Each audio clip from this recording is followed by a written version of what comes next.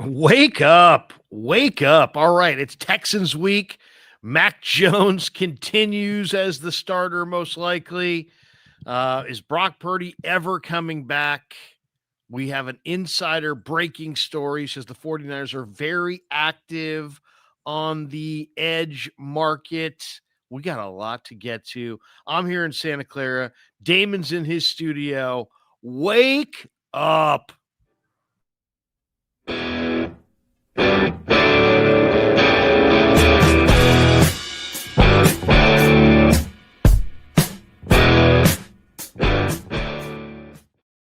It is Friday, October 24th. Welcome to Wake Up. It's great to have you here. Like Larry said, he's already on premises down in Santa Clara as the 49ers are getting ready to take off to Houston. An awful lot of talk around what they might do at the trade deadline. And really, as much as we're going to talk about it, absolutely nothing has changed. I mean, we know what the realistic names are. We are twiddling our thumbs, waiting for an actual moment to arrive. I totally reject any notion that the 49ers should fancy themselves sellers. They're not going to be extreme buyers either. I mean, you don't upset the future, but you don't give up on the present either. The 49ers are in a three-way first-place tie in the best division, most competitive division in football, and it is the most wide open the NFL's ever been. You wouldn't want to give up on a thing. Here's what's crazy, Larry. Here's what's crazy. As a great broadcaster once said around here, two things can be equally true. Here's what's crazy, Larry. The 49ers exist in a world where they've lost Fred Warner and Nick Bosa for the entire season. Yet in the same world, there is an argument to be made that they're about to get healthier, right? I mean, the avenue of getting better by getting more of your own roster back is one that we've been looking to walk down all season, and it still almost hasn't even happened yet. So it's still out there. This is a house money game as far as I'm concerned. You go to Houston, you win, fantastic. What a nice little, gold bullion to put in the actual bank vault. If they lose this game, well, that is just the reality of their situation, catching up with them against a very good defense on the road, and it happened against an AFC team, so I'm going to worry about it not at all. 2 games, Houston, New York. If you can only choose to win one, you win that New York game 100 out of 100 times. So, to me, this is a house money game, Larry. I hear you, but, that's just not the way they're looking at it. I mean, oh, no, and by by the way, win. yeah, Nico Collins has, concussion protocol. He's out. Christian Kirk, hamstring, he's out. It's So, winnable. I mean, not just winnable. I mean, you saw how bad this Houston offense looked last week against Seattle. I mean, the Niners, I think, expect to go to Houston and get this win, but it's going to be a low-scoring, hard-fought game because this Houston defense has only given up 14 points a game. So it's going to be a really, really tough game for sure. The story out is that Coach Yak had the Adam Schefter tweet. He says, from what I'm hearing in NFL circles is that the 49ers have been very active in reaching out to teams to make a trade, presumably for a pass rusher. Albert Breer also weighs in on the thoughts of the 49ers making a trade. He said, where most people would look for the Niners to help themselves would probably be with an edge rusher to replace Nick Bosa in the rotation. The bad news is not easy to find one of those. I could see them making a run at Trey Hendrickson, though it seems less likely that the Bengals would trade their star rusher now with Joe Flacco breathing life back into the Cincinnati playoff hopes. He said it's worth calling the Dolphins, Bradley Chubb, Jalen Phillips, the Jets, Jermaine Johnson, the Titans, Arden Key, with Key being an intriguing possibility because of his experience in San Francisco and affordability, both in money and trade return. However, he's currently battling a quad injury. And then he goes, the bigger part of the equation is that their core is aging. Fred Warner, Bosa will turn 30 and 29 respectively when they return. Trent Williams will be 38. George Kittle just turned 32. Christian McCaffrey next year will be his 10th year in the NFL, which at tailback is like playing 20 years at quarterback.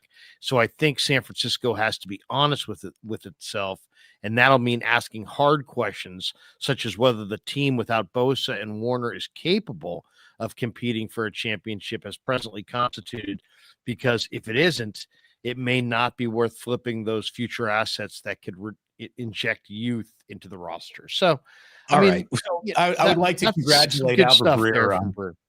Well, Yeah, I mean, it's the exact same thing that every it's just single 49er basically content creator has said. It's everything you've ever said in the last 25 videos that you've put out, Larry. I mean, it's like he didn't say anything there. He said nothing there. well, he just So took we a know long the time name. to say it. Yeah, Arden Key, And he's Albert Bradley Chubb, Breer. yeah, So Arden he's Key, summing it Bradley up. Chubb, Jalen Phillips, Jermaine Johnson. One of those four guys is going to be a 49er. I think that's going to be it. To me, I think, though, as you get closer to this deadline, I mean, one of the reasons that you don't make the trade early on is because, one, teams aren't out of it very early. Two, you don't know what other injuries are going to come about between now and when you're talking about making the trade deadline. So now you're getting closer. Now we're sitting here. It is the 24th, and the trade deadline's November 4th. So now we're kind of closing in on it. I would say as we're closing in on it, now granted, this week it seems like they're going to just get by, but Renardo Green's got a toe. Demo Lenore missed time this week in practice as well. I forget exactly what his injury is. Then you also have Upton Stout, who has an ankle. I said before it was a calf, it's an ankle. But those are your top three corners, and they're all dinged up. Now, I like Darrell Luter. I talked to him this week at his locker. I think he's going to play well. But then we're talking about Saron Neal. We're talking about Eli Apple. We're talking about, practice squad. So, Well, I mean, look, the Niners have taken themselves. Let me just finish this thought. Yeah. What I'm talking about is I think the pivot has gone from they need a pass rusher to they may need a pass rusher and a corner. And that's why I think maybe Tennessee with Arden Key and Roger McCreary, the corner, make the most sense for the Niners. So we'll see if they can get something done. But I think they need an edge rusher, Damon, and a corner. Because so are you picking up that there could be something more Renardo Green, Upton Stout that's a little bit serious than the reports I've read? Because these to me just seem like week maintenance rest issues more than like these guys are hurt. Are you telling me these guys are that hurt? I don't know. I mean, the toe injury is pretty serious. I would consider probably for anybody. I mean, I think at this point, anytime you hear about a toe injury, that makes you concerned. And as far as excuse me, the other one, the ankle, it's a low ankle, not a high ankle, so that's good. But he has, he's on the injury report.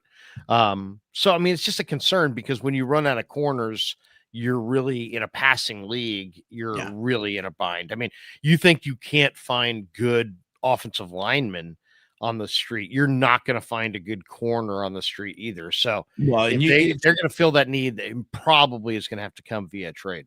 It's really hard to be down a whole bunch of edge rushers and corners all at the same time because they work together. And if you're light in one area, you want to be heavier in the other. So yeah, not good. But I will say this. There's one thing that the 49ers are going to have going for them in this game, Larry, that they haven't had in a single football game yet this year. And it will be mitigated a little bit by the fact that Houston is good defensively. For the first time this year, the 49ers are going to have the best offensive line in a football game. It might be the only time this year where the 49ers definitely have the better offensive line on the football field. Houston, did you watch them last week? They're awful, Larry. I mean, awful. They got as bullied in Seattle as you can get bullied on the line of scrimmage. And I know that the Seahawks defensive line is a little thicker right now than the 49ers defensive line, but that was a savage, like constantly retreating, backstepping CJ Stroud, didn't get his feet underneath him for a single throw. I mean, he was running for his life. And I hope that is something that brings the 49ers, a better chance to win this game in Houston, a game that I do think they have a chance to go win. They also the same Houston team, though, by that same breath. I mean, put up 44 on the Ravens and has looked really good at times. So they're kind of a Jekyll and Hyde kind of a team. And, the key is going to be early in this game. Don't let Stroud get in any kind of rhythm and really hit their weapons hard. If you look at their weapons, Marks is a rookie, Knowles a rookie, Higgins is a rookie. They've got a lot of young guys. They don't like to be hit. I would say be super physical with their weapons and somehow get a little bit in the face of Stroud, which is going to be a very challenging thing to do, even behind his terrible line. Still going to be a challenge because the Niners don't have Huff or Bosa. And if they can do that, yeah, their offense is, Baker was in total rhythm. This is the opposite of that. Like Baker came in just like, well, he had been just absolutely he had completed 88% the week before. CJ Stroud is right now, there's a huge like disconnect between CJ Stroud and his receivers, but you got to make sure that stays that way. And you got to send an early message in that first quarter with lots of physicality that they're not going to have a shot offensively. I know that you're talking about concerns in the secondary. If there were ever a time for an interception, here it is. Like, was it 14 straight games in a row now here? 400 plus passes thrown against the 49ers without a single interception. We saw Chase Lucas get close, but it's got to happen. And I think that this is one of those weeks where Houston's defense is good enough where they're going to turn the Niners over once, right? So now I'm not even thinking about the Niners in terms of winning turnover battles. I'm just hoping they stay even in turnover battles. So we'll see what if they win, great. Just walking on sunshine, great win, no problem. If they lose, I'm no big deal in this one, Larry. I really am. I'm no big deal in an AFC road loss to a team as banged up as the 49ers are. This is not the sky is falling reaction should they lose a game that some people are just dying to do. They love overreacting. This is just one of those, if you can handle your business and go get a win on the road, great. I mean, you're just so well positioned at 6-2, given what's happened. If you're 6-2, you should have more confidence in Chauncey Billups sitting at a poker table. You should just be smiling ear to ear at 6-2. And at 5-3, you're still in very good shape. So it's not even the Niners. Look at it this way. The road to the playoffs. Chances. The road to the playoffs. Do you want it to come through here or do you want to go on the road? If you want it to come through here, then you got to keep your pedal to the metal. You got to win all these games. You got to take advantage of these teams that are down. And I think, that's the mode that I would be in if I were them. I mean, it's like, the road to the Super Bowl is going to be here at Levi's. That much, and the first step is you qualify for the playoffs. The next step is you get that number 1 seed. If you get the number 1 seed, the road to the Super Bowl comes through San Francisco. Then it's a matter of you get the first round bye, and what do you do in a couple of games at home, and then the Super Bowl at home. I mean, it's there for the 49ers if they can manage their quarterback's health well, if they can continue to improve as a football team. There's a lot of good young talent on this roster. Really, really young players. Sometimes if they get together in mass, can outproduce their actual abilities. Because they just don't know any better. So I think that's what they're thinking. They've got great coaches, and it's just a matter of keep it rolling. I agree. I mean, it's not the end of the world if you lose an NFL regular season game, but for them, they should attack every game like it's just the biggest game of the year, because the bottom line is there's only one team that gets that home field advantage. There's only one team that gets the bye, and that bye is essential, I think. So, Kruger, you're our eyes and ears in Santa Clara. What'd you see between the two quarterbacks this week? How did Mac look? Does he look like he is limping around, still hampered a little bit by his sore knee or his oblique? And then you said you don't know what's really going on with Brock in this toe. It's a bigger problem than they might have anticipated in the first place. I think they definitely regret sending him back out there for the Jacksonville game. but in limited capacity. What do you see? How does he look? What's going on in quarterback country down in Santa Clara? I mean, I think everybody looks like you would expect. I mean, Mac, is out there practicing. He's in good spirits. He's bouncing around. He's got a smile on his face, but he's also dinged up. And he's taken a bunch of hits. Last week they kept him upright for the most part, but he took 20 hits in the 2 previous weeks. And so I'm sure he's not 100%. He's probably got 4 or 5 different maladies, but he's out there and he looks pretty much the way he looks. I don't think he's not immobile, but he's not mobile. But his arm strength looks the same as always. As far as Brock, I thought threw the ball cleaner and, with more accuracy, but still not, I don't think he has quite the same zip, but it's hard to say. We're not seeing a lot of practice. He was moving around more naturally, but he still looks a little sore and he looks a step. He doesn't look like he wants to take off and run. And is Adrian Martinez QB2 in Houston? He might be. So we'll have to see how they make that, decision. It seems like they've had that, it's like if Brock's going to start, he's going to suit up. But if he doesn't start, he's not going to suit up. I don't think there's been that game yet. Has there been a game where he's, I don't think so. Correct me if I'm wrong. Yeah. I think he'll most likely be the emergency quarterback. Like he didn't even travel to Tampa, right? Right. So, I mean, I would say it's going to be more Mac Jones. And then the question is, how long do you ride with Mac Jones? And I would say, I had a doctor on this week, who's not Brock's doctor, but a doctor that's familiar with turf toe. And he gave me like hey, look, it's like a 2 to 6 weeks thing, depending on the severity. There's 3 levels of severity. And then I said, is there an amount of rest that you could get that you would definitely be better? Generally, he's like, well, 8 weeks would probably be the most.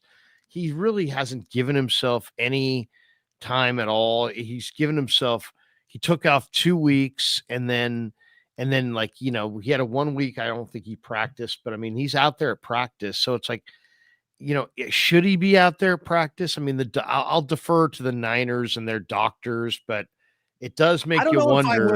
I don't know if I'm comfortable deferring to the Niners and their doctors. I don't know. Well, I mean, just by the fact that I'm bringing it up, I mean, Right. in some ways is like shows that I'm not 100% deferring because I'm questioning the wisdom of having a guy with turf toe practicing at all in the weeks, especially that you're going to go with Mac Jones. It's like, and I get it. It's competitive and he wants to be out there and all he knows is practice and all the coaches know is should he practice and the reps and all that crap. But what's best for the toe? Here's what I want. Here's what I want for Brock Purdy's practice to be limited. I want you to set up a lawn chair, an umbrella, get him an ottoman, can even be a cooler, an old Gatorade bucket, have him put his foot up, put a pina colada in his hand, and you just say, mental reps for you, buddy. Mental reps. It's all you're getting this week. Sit the fuck down, shut the fuck up, mental reps. That's what the 49ers need to do with this. Enough of this. He's out there sort of aggravating the turf toe in limited practice. Get him off the damn foot. Rest him. I don't really rest him. I mean, it's like, I don't get it. I'm not getting it. So I don't understand it. Some, maybe it's above my pay grade. I mean, Shanahan says, hey, he's progressing. But how are you progressing? It's not the kind, I don't know, man. To me, it seems like, it seems real obvious. Turf toe, you have to rest it. When it goes away, then you can go out there and you're all good as new. Okay.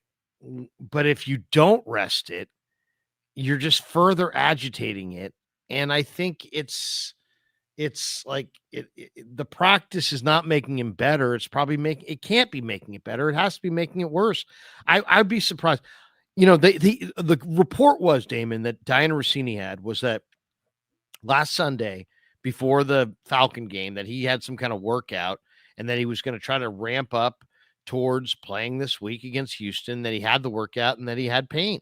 So, I just think it's one of those things where just based on the doctors, and I don't know Brock's situation at all, and I'm not telling them what to do, but based on the doctors that I've talked to, I would say the best plan of attack is don't play him, don't practice him, and just, as you said, hand him the pina colada, let him sit on the sideline and watch until Thanksgiving. And then at Thanksgiving, reassess. That's what I would do. But I really like, Larry, the movie Office Space. And I think my favorite moment in the movie Office Space, and he's talking to his neighbor. He's like, "What would you do with $1 million?" He's like, "Nothing. I'd do nothing with $1 million." And that's this is so. I thought the guy said I would do 2 girls at once. Yeah, 2 at the same time. Well, but no. But Peter was saying, "I'd do nothing. Nothing. I would do and that's so." Look, I obviously have an awful lot of work ethic. I think I can put in a 10-hour day with the best of them. I am fantastic, Larry. I'm fabulous at doing absolutely nothing. My wife is terrible at it. My wife can't sit down for 20 minutes. She needs to invent a project. Like all of a sudden, like it's a quiet Saturday afternoon. Nothing's going on, and Jillian's like, "I got to go fertilize the lawn." Really? Fertilize the whole lawn? Just how about we do this? Nothing. Just let the grass grow. We don't just relax. Stop inventing little projects. Stop inventing little projects for Brock Purdy. Have him do nothing. Have him do nothing. Mental reps. Study. There's so much you can still do to get ready for football without being out there involved in practice. And that's what this team needs to do. And thank God they got Mac Jones, because this guy is saving everybody's bacon almost the same way that Brock Purdy is saving everybody's bacon. And if that could bring us to the other thing that I see, a lot of people. So we're at that halfway point. And the Niners are this sort of formless, shapeless, we still don't really know who they are, what they are football team, where everybody else is figuring out their definitions of the year. So it's the other things we're talking about. Well, what about the trade they're going to make? What about the trading partners they're going to make? How aggressive do you think John Lynch is going to be? How much longer do you think Robert Saleh is going to be around? Became a talking point here as we get into week 8. People already worried about Robert Saleh's future. Let me give you a little advice. Don't worry about Robert Saleh's future. He's going to have a big, bright, shiny future no matter what. He's really good at what he does. If you thought he was Damon, they're not worried about Robert Saleh's coordinator. No, but he's going to be worried about Robert Saleh's future. They're worried about the Niners' future. Gus Bradley's in the room. Gus Bradley's in the room. I hear you, but I mean, Robert Saleh is having a great impact on the 49ers, and that it's natural for Niner fans to be like, it is. We don't want him to go anywhere. And who knows? These jobs are hard to come by. I mean, he might get a job, but I mean, odds are there's going to be 5 or 6 jobs available. And it's like, we'll see. I mean, it may take a year, it may take 2 years. He may be here for another year. We'll see. He is a great coach. The Niners were 29th in scoring defense last year. I think they're 6th right now. Right. Look at it this way. If the Niners are that enamored with the job he's doing, they can pay Robert Saleh twice the salary of any head coach in football right now to remain their defensive coordinator. There is a number. I'm surprised teams don't do that, aren't you? Yeah, I mean, why don't teams do that? Or I wonder if Kansas City's doing that with Spags, because it's like it's the one uncapped area of football. You want to spend more than everybody else on players, you can't. You want to have more draft picks than everybody? No, you can't do it. You want to do it more of anything. You want to have more practice time than everybody? Nope. Rules against that. But if you want to pay your assistant coaches 25 times the league average. You could. And there is no cap sport, and it's a sport that generates lots and lots and lots of money where I mean, what do you some think? team Shanahan's could actually do this.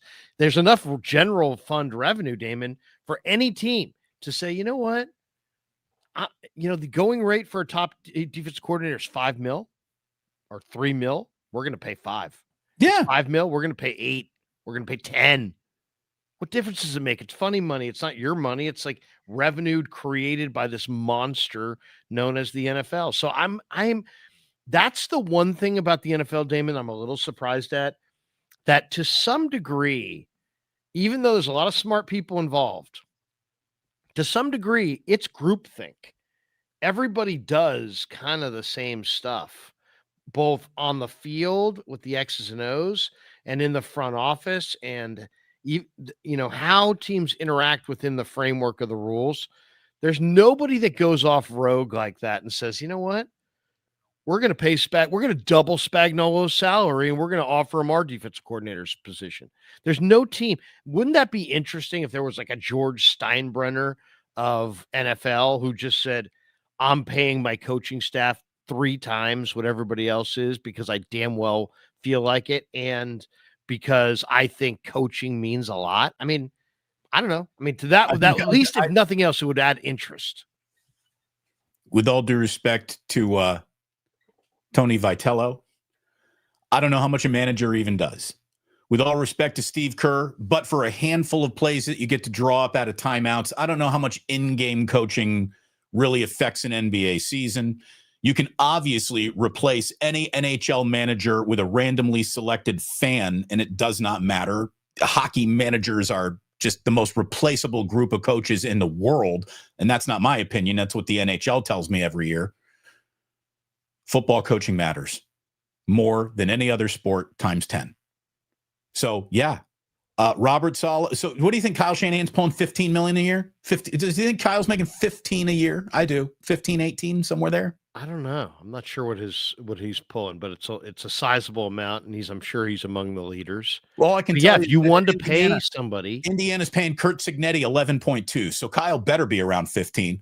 Well, I don't know what he's making, but you know the rules as far as like you can't pluck somebody unless you're giving them a higher title. So you can't just be like, hey, Kansas City's coordinator, you're now our coordinator, but here's a lot more money. You have to give him like a different title. He's got to be your associate assistant head coach of operations of game day procedures and protocols, the diplomat. We'll make something like that. But you have to then create that level. It has to be viewed as legitimate. I don't know. Anyway, getting back to the spend whole the money on the coaches. But getting back to the Saleh and his departure and not wanting to lose a good coach, which he clearly is, you would have remaining Gus Bradley, good coach, and I think a big reason why Robert Saleh looks so good this year.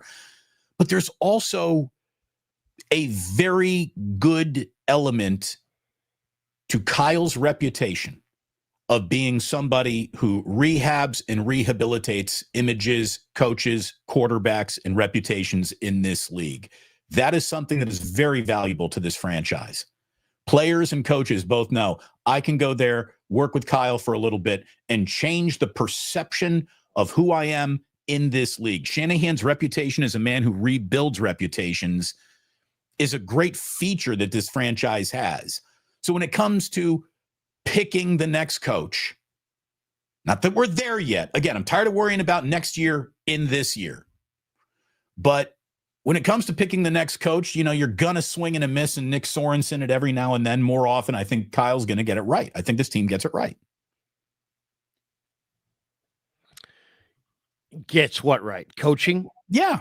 Yeah. I mean, it's a good, first of all, this last game was a tremendous, the 49ers are, I saw the stat the other day. It jumped out at me. It was like the 49ers are pretty low on EPA per play on both offense and defense, and yet they're 5-2. There's an awful lot of numbers that point to the Niners should be 2-5, yet they're 5-2. There really are. There's the Niners' performance does not really match what they've done statistically in this year. It's hard to interpret. It's hard to interpret. That's why I really don't care about Pro Football Focus grades. I'm using my own two eyes here. It got better with Hennessy. Keep playing him.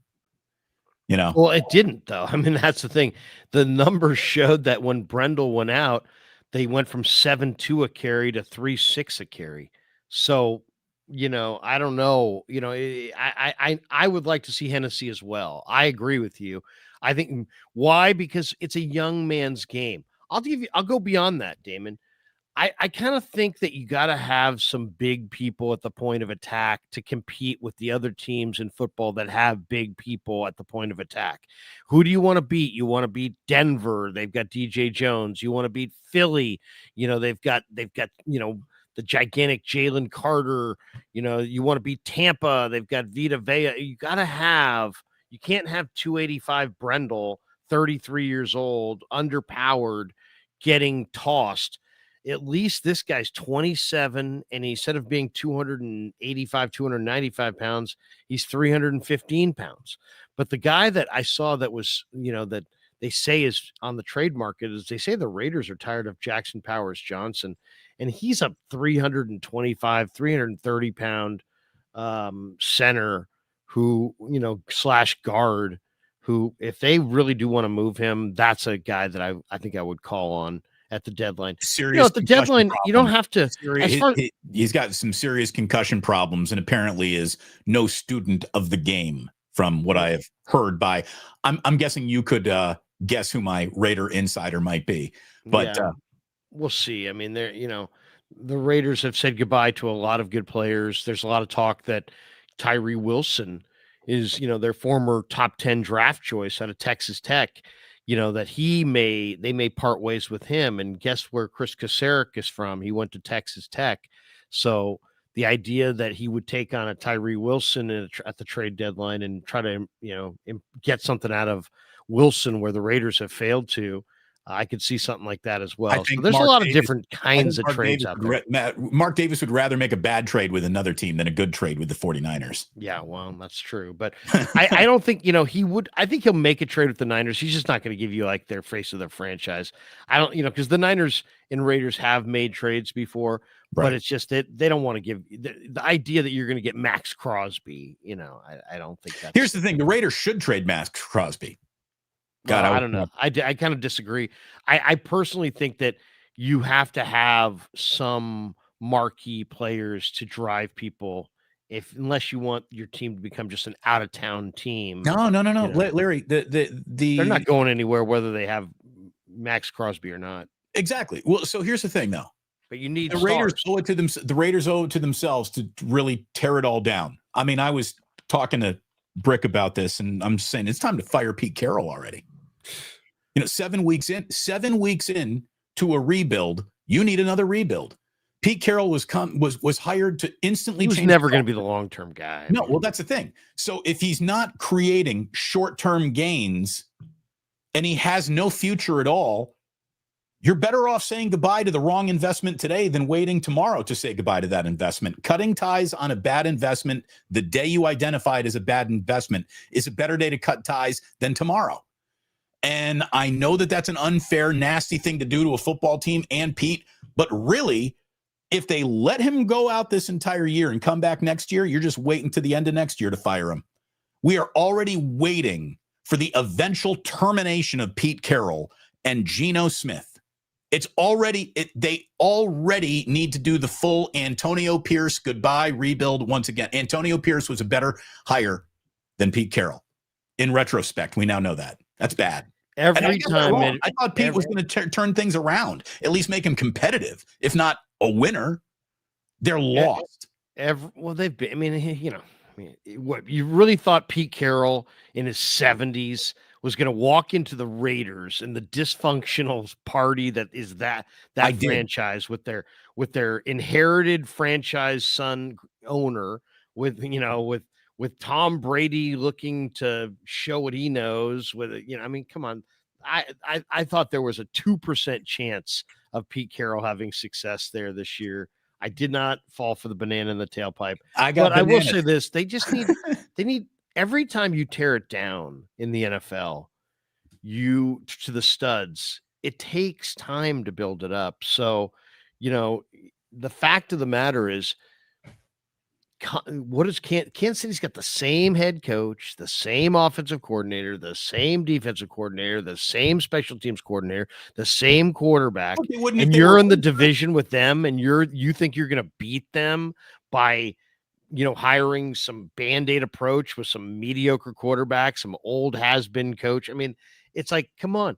You're not building anything comparable. They've got this super sturdy base that never changes, so they can do advanced stuff that you're so simple at this point. You're not going to be beat any of those teams anytime soon. You have a better chance of outweighting their peaks than you do competing with them.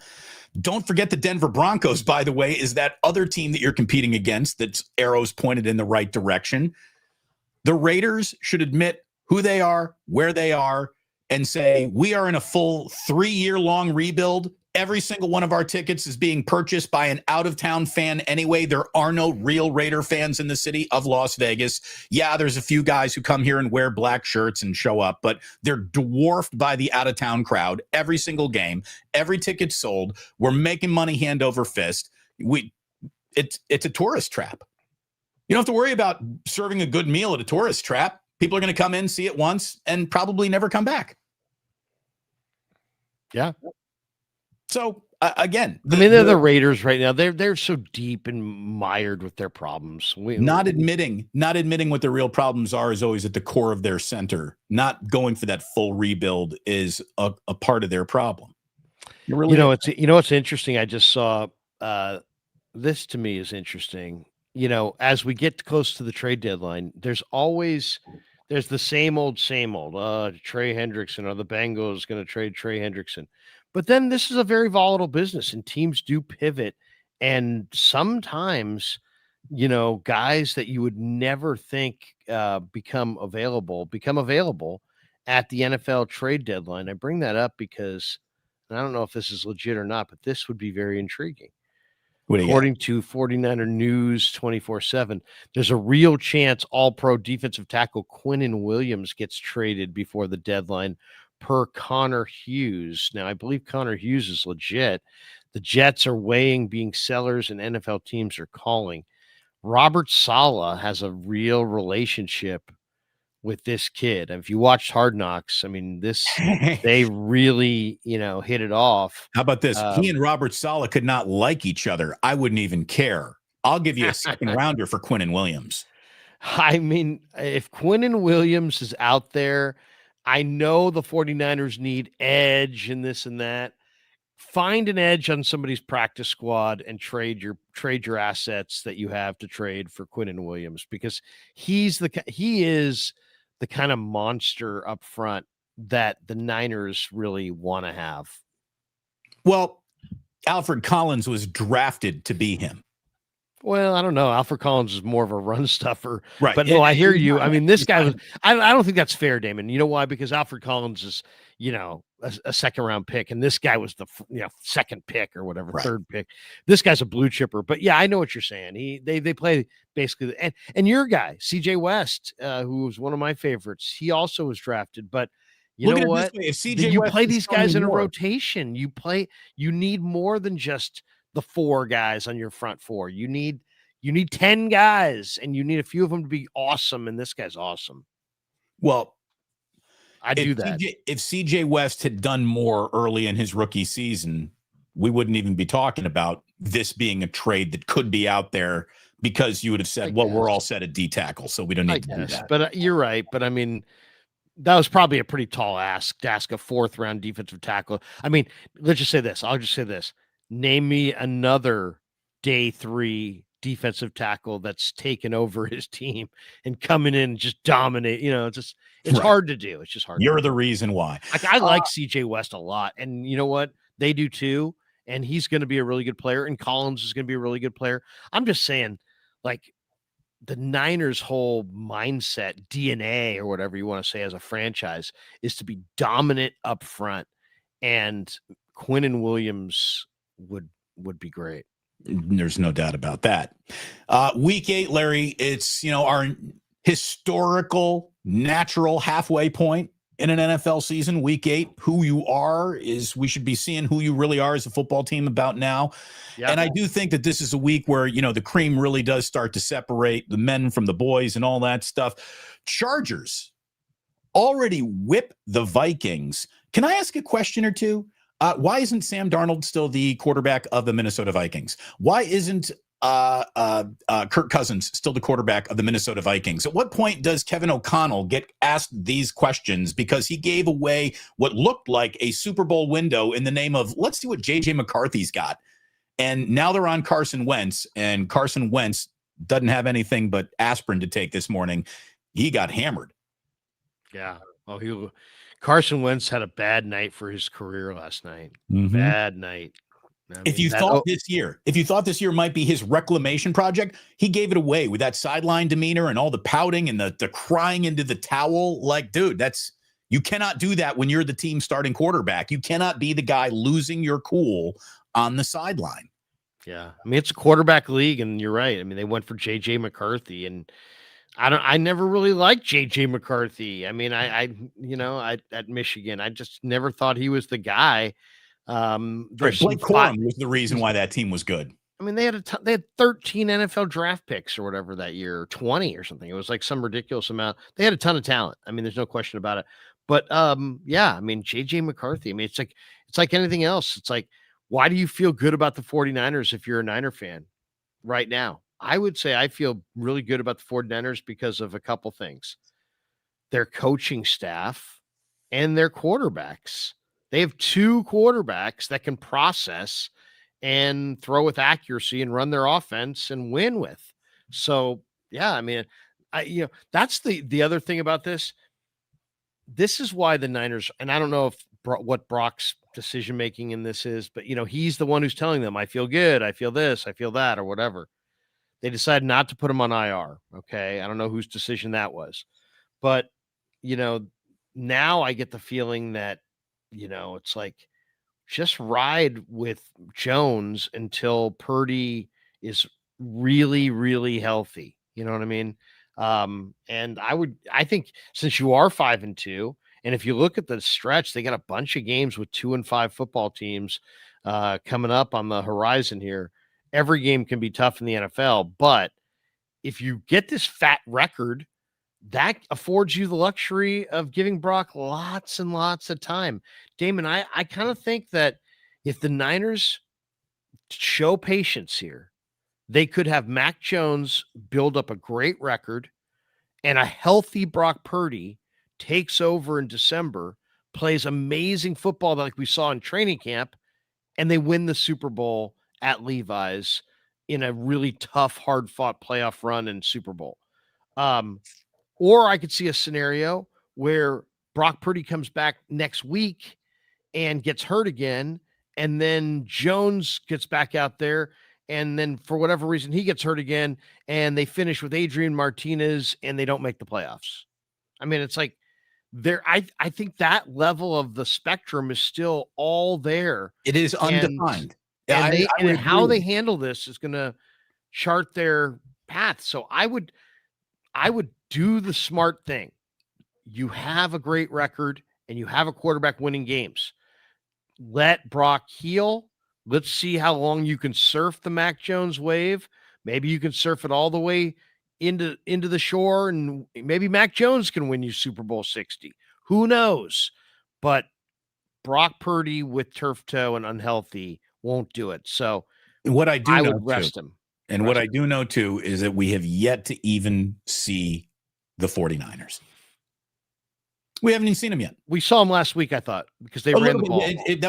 That was definitely more reminiscent of a ground game that reminded us of how they want to play for sure.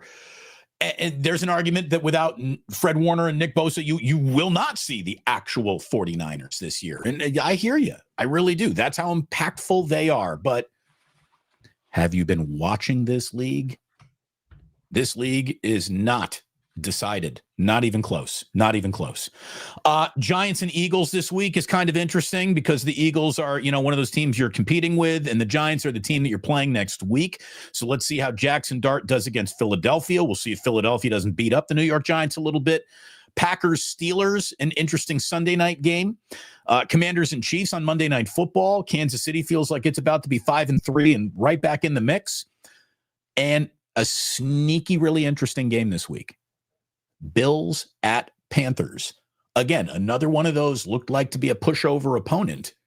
When the season schedule came out, this Panthers team is starting to get pointed in the right direction. If they beat the Buffalo Bills, well, I mean, didn't exactly help the Atlanta Falcons coming into Levi Stadium, but that would be something to note. So very interesting separation week here. The good teams are all out of excuses of, well, it's early in the year, we're getting our legs underneath us. No. You're starting to come into form now.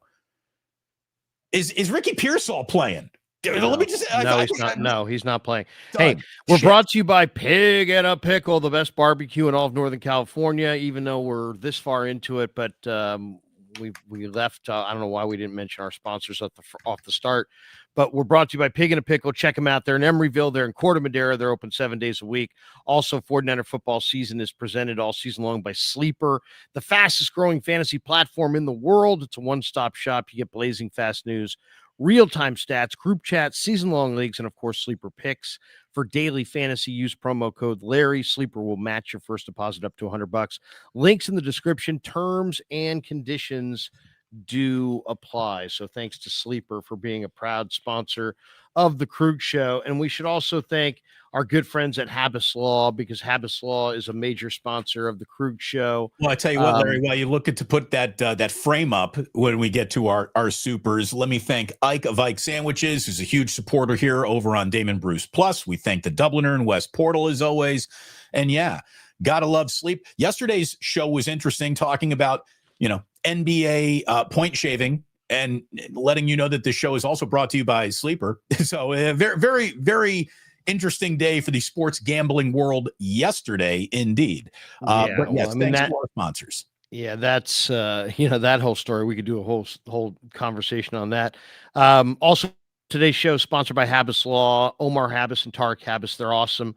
Official partners of the Giants, Earthquake, Sharks, San Jose State. If you're in need of someone in your corner, call the law firm. Insurance companies hope you never call, and that's Habbas Law. They will fight to make it right. Visit them on the web at habbaslaw.com, HABBAS law.com, also 1-800-INJURED. Let's hit our supers because we got a bunch today. Let's hit them right here. Bill Kennedy says there will be a quarterback controversy Ram game week. Only if there is one in Kyle's mind. I mean, we know that fans will fight about it, but if it's not happening in Kyle's mind, it's not really happening. Well, there's a lot of moving parts here. It really, I think Brock wants to play, but Brock knows, that he's not 100%. And so I think everybody's on the same page here, but it could get there's only one starter. Brock's going to want to come back. What if he doesn't play well? There's a lot of factors here. We'll have to see how it all shakes out. You can't be too hurt to play and embroiled in a quarterback controversy. Yeah. So until Brock is healthy, we don't have to worry about that. Humdinger, Chauncey Billups put $100 on the Niners making a trade for a defensive end. So there you go. You know what's going to happen. Justin says, watch some Jets all 22, and Will McDonald is awesome. He's got an array of pass rush moves, and he's under contract for 2 more seasons. I hope it's him. Yeah, exactly. No doubt. Justin, you and I think alike. That's exactly what I think as well. He does have an array of moves. He's a little undersized, but he's kind of like a Bryce Huff. I'd go get Will McDonald. And then if I could, I'll say right now, man, if I could get Quinnen Williams, I would move heaven and earth. I would give them a significant piece if I could get Quinnen Williams. I really would. Ernberg, who returns first, Brock or BA? Should shelve both of them. I'm going to say Brock comes back first, but then goes away again, and BA comes back in the meantime before Brock comes back a second time. That would be my call. G Code says, game on the line. Who do you trust? Curry 3 or Eddie P field goal? I love Eddie. Steph Curry. I mean, come on. Yeah, I mean, come on. Would you rather have a kicker who's on a little bit of a few week heater or the greatest shooter in the history of the sport? I'll take You look. I'm recency bias. I'm gonna go with Steph. Ask me Sunday. Did Jen? For anyone saying this is a quarterback controversy, if Purdy was 4-1 with Mac Jones numbers, people would be saying he was mid and being carried. Yeah, well, it's true. It's true. I do know that it must be really nice for Joe Burrow to live in a world where Joe Flacco can come in, play well, and the entire fan base of the Cincinnati Bengals isn't saying like, well, why did we give Joe Burrow money? Anybody could come in here and be a good quarterback. Look at what Joe Flacco just did. We don't need Joe Burrow. We got Jamar Chase. Why do we do? This is what other fan bases would sound like if they thought like 49ers fans. Fuji, Simeon, Larry, you forgot to mention Mark Davis's great haircut. Come on, let's leave Mark alone. Carson says, do you think Derek Brown could go for a third? Also, don't you think if Mac doesn't play in the playoffs, he would quietly ask out next year? Yeah, I do. I do think he would quietly say, hey, get me somewhere else. But I mean, at this point, better be a good offer, because Mac Jones at $7 million with Brock Purdy as your starting quarterback having injury issues is probably more valuable than a second round pick, right? To be completely honest. And I don't know that he would fetch a first. So that's kind of a tough call. Why are the Panthers trading Derek Brown? Yeah, I mean, I don't see the Panthers trading Derek Brown. Barry Ford says, bang, bang. Good morning, Larry. Great show, Damon. Always a pleasure, Barry. Barry. Bill Kennedy, Niners should guarantee Saleh head coaching position when Kyle leaves. Kind of like Leno and Conan, LOL. Yeah, why not? I mean, I like that as well. Robert Saleh would be a great head coach. By the way, that Leno Conan transition is not remembered for being smooth. Joseph Ernberg, more likely a bust, Ricky or Mikkel. Neither. How about that? Neither. I think both have shown they can play. If Ricky doesn't have a significant NFL career, it won't be because he couldn't. It will be because he couldn't stay healthy. There's a difference. But that's part of it. Well, sure, absolutely. Can you be out here is a huge part of your career. But when healthy, you're awesome. It's just you just can't stay healthy. I mean, it's like, what? No, I mean, I know what you're saying though, but that was the report. I mean, that's what I talked about on draft night. I mean, I literally did a report on draft night. I'm like, if this guy is super tough, he'll be great. And if he's not super tough, he's just going to be a guy, because you got to be tough to operate in the middle of the field. He's Julian Edelman. How many fucking people said he was Julian Edelman? It's like, have you ever met Julian Edelman, dude? Julian Edelman's super tough. Super tough. Real quick here. We got Sucka saying Jalen Hurd.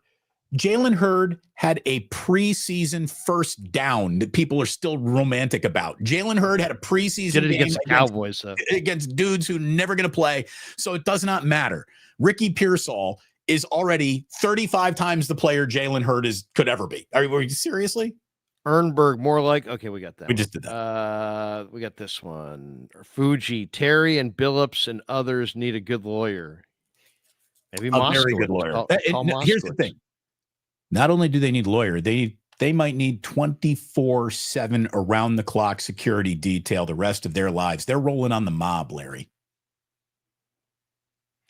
Have you seen the details of that? By the way, I mean, it's just why anybody would try to make tens of thousands of dollars in the midst of a career that's worth millions and risk the career that's worth millions for tens of thousands of dollars.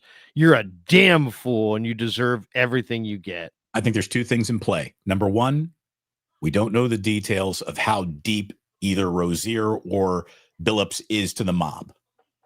So this isn't like I'm trying to have a $10,000 3-team parlay hit. This is the mob threatened my life and I need to do this because I owe them $5 million of gambling debt. Yeah, you know what? You created that whole situation. Right. Hold on. But the other thing that's happening, we're at the end of the show, is that Billups is in on this. He was in on the card game, the rigged card game, according to I don't know why you sound shocked. Like that's like you had preconceived notions or belief that Chauncey Billups was pure.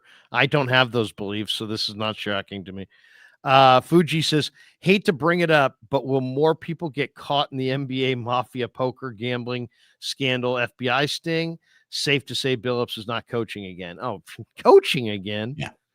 He's not doing anything associated with he's not at an NBA freaking card show. No, he's gone. And Stefan says, Ayuk and a third for Garrett Wilson.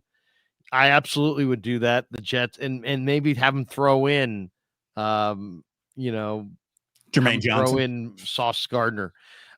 Damon, that's a good one for us. That's a wrap, I should say. I'm off to KMBR. I'm filling in for Papa in 3 minutes with the great I was going to say Derek Papa, but Greg Silver. So Greg Silver and I will be doing from 10 to 1 on The Sports Leader. So join me over there. Damon, great to see you. Have a great weekend, man. You got any big plans? Thank you. Well, we got Halloween coming, so this is like the calm before the storm here in the Bruce household. Do you know what you're going to be? Yeah, I have a chicken outfit that I just put on every year. I dress up as a chicken. My kids love it when I put that chicken outfit on, and so that's what I'm going to be. I saw the nice video of you guys singing "Happy Birthday" to your mother. Maybe your wife's mother. I don't know. That was yes, my mother-in-law, Liz. It was her birthday. She was just over here for her birthday, and cute scene, dude. Very cute with the kids blowing out the candles and licking the bottom of the candles and the whole deal. And good times. Good hey times. Man, have a good show today. Would have been my 20-year on-air anniversary. Hey, you're one of the great radio performers of all time, and you will have your day in the sun once again, my friend. I know that. Oh, I'm in the sun with you here, right here. The wake up is all the sunshine I need, brother. It's always a pleasure. Thank you, Larry. Great joining you again. Thanks to everyone for joining us. Hit like and subscribe. We'll be back on Monday morning right here on Wake Up talking about whatever happened in Houston. Here's my only request. I don't care if you win the game or not. It'd be better if you did. Nobody else get hurt. Can we get through one football game without the Tuesday afterwards finding out that somebody's going to be gone for 3 weeks with a spinal contusion that you didn't even see happen in the fucking game? Can we do 1 week of that? 1 week, nobody gets hurt. I don't even care if you win or lose. Get to the Giants game healthy. Good luck to the Northgate JVs against College Park kick-ass boys. I'll be there.